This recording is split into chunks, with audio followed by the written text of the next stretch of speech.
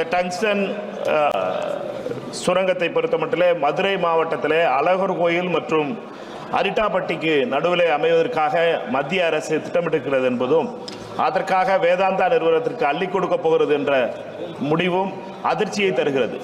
பாஜகவை பொறுத்தமட்டிலே தொடர்ந்து அழகர் கோயில் போன்ற இறை நம்பிக்கை உள்ள இடங்களையும் முருகனுடைய அறுபடை வீடுகளையும் அழிப்பதிலே பாஜக ஏன் இந்த துடிக்கிறது என்பது தெரியவில்லை.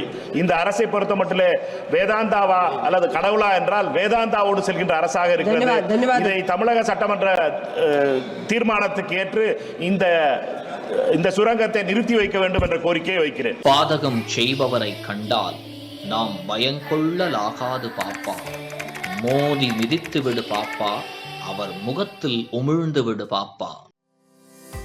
அண்மை செய்திகளை உடனுக்குடன் தெரிந்து கொள்ள இணைந்திருங்கள் இயம்நாடு தொலைக்காட்சியுடன்.